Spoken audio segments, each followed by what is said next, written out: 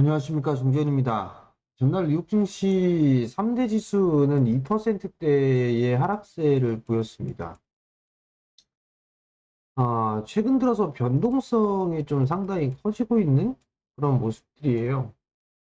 그러다 보니 미국 시장 같은 경우도 지금 변동성이 확대되는 그런 모습들을 보여주고 있죠. 트럼프 대통령의 리스크, 어제 같은 경우는 파월 의장의 해임을 검토한다라는 그런 소식이 전해졌었고요. 물가도 잡히고 있고 하는데 왜 금리를 올리지 않느냐, 한 템포 느리다라는 불만을 얘기를 했었죠. 그러면서 대부분의 업종군들이 하락세로 마무리가 됐습니다.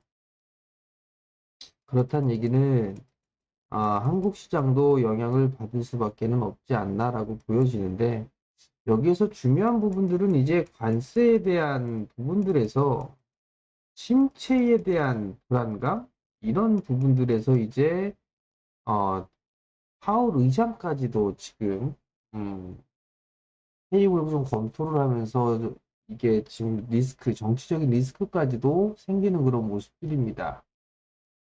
거래소 시장이나 미국 시장이나 보게 되면 21선에 대한 저항 자리대는 계속되고 있는 그런 상황이었었죠.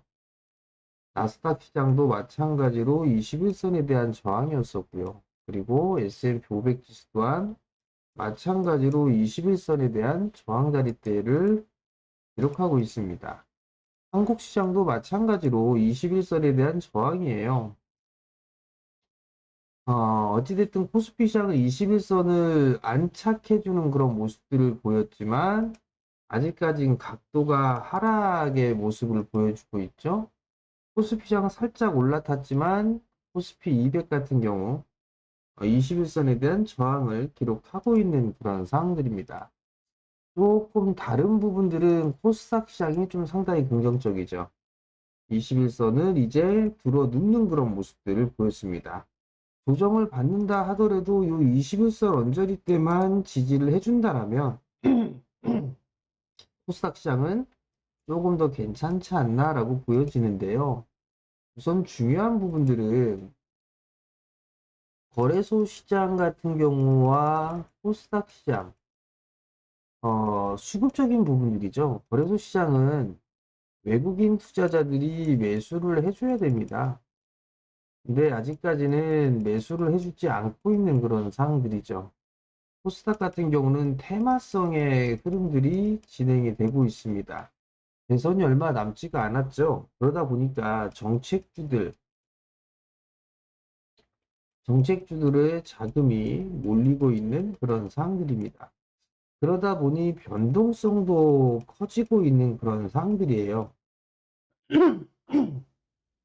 우려스러운 건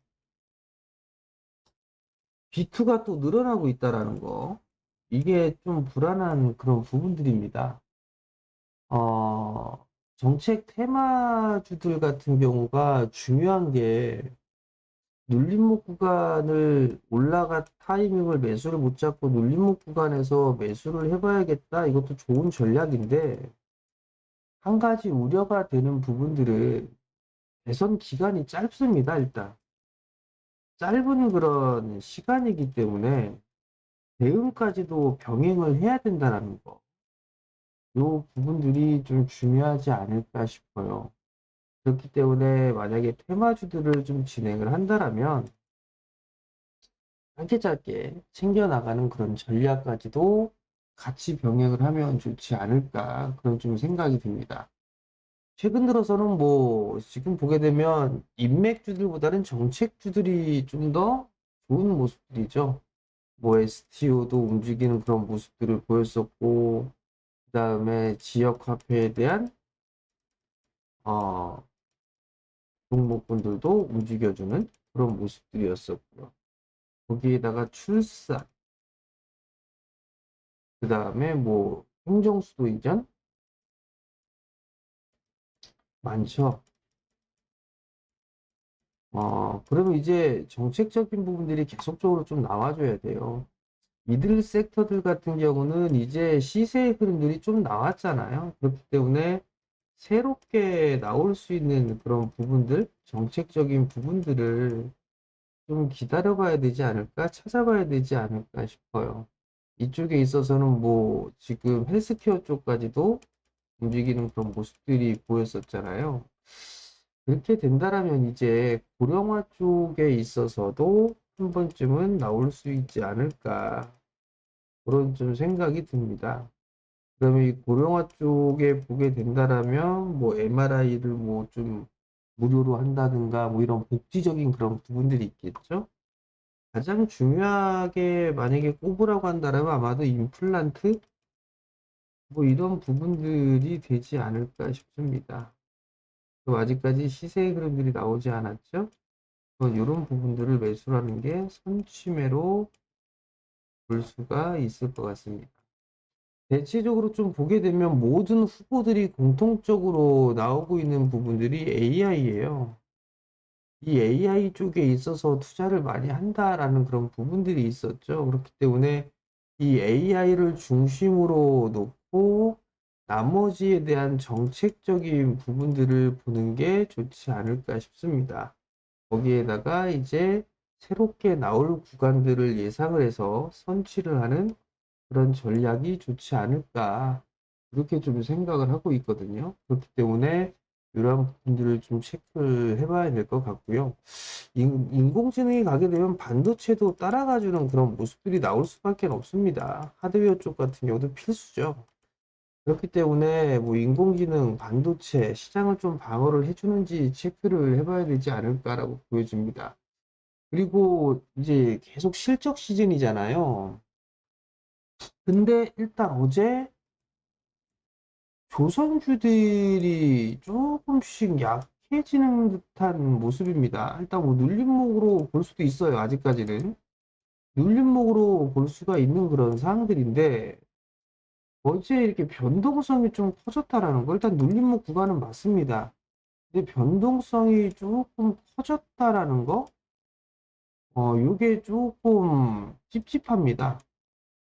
이 캔들의 모양새 자체가 원체 길게 나타났죠. 그렇기 때문에 이게 실적 발표를 전후로 해서 세론이 나오는 건가, 요걸 좀 체크를 해봐야 될 것 같아요. 단기적으로 뭐 많이 올랐기 때문에 차익을 한다든가 이런 부분들이 나오는지를 좀 봐야 될 것 같습니다. 이번 주 목요일 날 조선 섹터들 줄줄이 실적 발표가 좀 예정이 되어 있어요. 그렇기 때문에 세론이 나와주는지 요걸 좀 체크를 해볼 필요성은 있을 것 같습니다. 최근 시장을 보게 되면 뭐 실적 이 부분들보다 오히려 뭐 모멘텀 플레이 이쪽에 지금 포커스가 맞춰져 있는 것 같아요. 그러다 보니 지금은 뭐 실적이 좋다라고 해서 날아가고 뭐 이런 부분들이 없습니다. 결국은 테마, 모멘텀, 이슈 이쪽으로 있어서 흐름들이 좀 나오고 있으니까, 그러면 요걸 찾아가는 전략이 필요한데 이 부분들이 정책이잖아요. 그죠? 그렇기 때문에 이런 쪽을 좀 봐야 될 것 같고, 오늘을 순환매를 좀 노려볼 섹터는 로봇 쪽 섹터가 순환매 한번 노려볼 수 있지 않을까, 그렇게 좀 보여지고요. 선침해적인 측면으로 좀 보게 된다라면 저쪽이죠. 보건 쪽에 있어서 임플란트 뭐 이런 종목군들 찾아서 한번 해보는 것도 나쁘지는 않을 것 같습니다. 거기에다가 이제 뭐 좀 더 보게 되면 에너지 쪽에 있어서의 순환매 이런 부분들도 한 번쯤은 를 해봐도 좋지 않을까 싶습니다. 최근 들어서 조금 까다롭습니다. 대응하기도 좀 힘든 그런 부분들이 있고, 그렇다고 해서 시세를 따라가는 그런 전략을 취하면 좀 좋지가 않다라는 점, 그 부분들을 좀 기억을 하시면 좋을 것 같고요. 그리고 제가 하단 자막에 링크를 올려드렸어요. 여기에 지금 뭐 QR코드를 찍고 들어오시게 되면 일단 소통을 하는 그런 공간들이 있습니다. 뭐 뉴스라든가 아니면 재료가 될 수 있을 만한 그런 기사들을 올려드리고 하는 부분들이 있으니까 이쪽으로 많이들 좀 참여해 주시고요. 그리고 영상을 보시게 되면 좋아요도 눌러주시고 구독을 해주시면 감사하겠습니다. 자, 힘든 시장 오늘도 수고들 하시고요. 성투하시고 저는 다음에 다시 찾아뵙도록 하겠습니다. 마치겠습니다.